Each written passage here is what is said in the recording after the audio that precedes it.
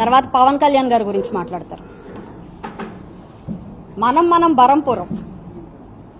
ఇప్పుడు ఎందుకమ్మా మీకు అది?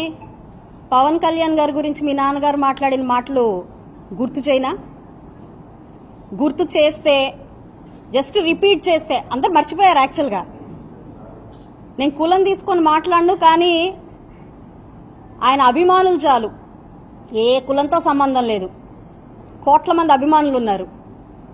అవి చూస్తే చాలు, మళ్ళీ ఒకసారి రిపీట్ చేస్తే చాలు. ఎలా మాట్లాడారో తెలుసమ్మా మీకు? నిండు సభలో ఎలా మాట్లాడారో తెలుసా? మీ నాన్నగారు ప్రెస్ మీట్లు పెట్టి ఎలా మాట్లాడారో తెలుసా? పవన్ కళ్యాణ్ గారు మీరు కూడా నేను కూడా ఒకటే సామాజిక వర్గం అని గుర్తు చేశారు మీరు. అది అవసరమా అమ్మా మీకు? తప్పు చేశారు, క్వశ్చన్ చేస్తున్నాము, ఆన్సర్ చేయండి. కులం ఎందుకు తల్లి మీకు? అదేంటి, అదేం ఆలోచన అసలు? అదెందుకు వచ్చింది? తప్పుకి కులానికి సంబంధం ఏమైనా ఉందమ్మా? లేదు కదా, మరి ఎందుకు తీసుకొచ్చారు దాన్ని? రంగా గారు పక్కన అంబటి గారు, ఇది ఇంకా పెద్ద జోక్. రంగా గారి పక్కన అంబటి గారు ఏంటమ్మా?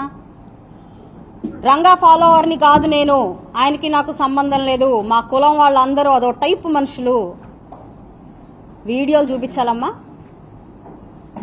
అంబటి గారి ప్రవృత్తి ఎలా ఉంటుందంటే, మామూలుగా యాక్చువల్గా నాకు అంబటి గారి ఫ్యామిలీ విషయాలు కానివ్వండి, ఆయనకి ఎంతమంది పిల్లలు ఉన్నారని కానివ్వండి, వాళ్ళ ఆడ మగ అని కానివ్వండి, వాళ్ళ ఫ్యామిలీ ఏం చేస్తుంది, ఎక్కడ స్థిరపడ్డారు, అసలు ఆయన ఏంటి, ఆయన రాజకీయం కాకుండా చేసే పనులేంటి, least bothered with your personal things. Always we're always focused and dedicated to develop this nation.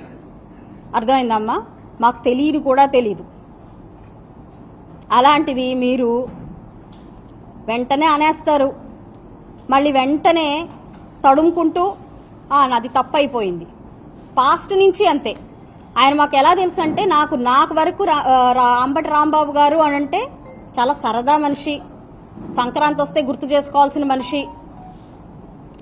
Okay, అవాకులు చవాకులు ఏవో పేలుతా ఉంటారు, ప్రతి ఒక్కళ్ళని గిల్లిగజ్జాలు పెట్టి ఇలాగా కదిలిస్తూ ఉంటారు, అయిన దానికి కాని దానికి ఏదో మాట్లాడుతూ ఉంటారు.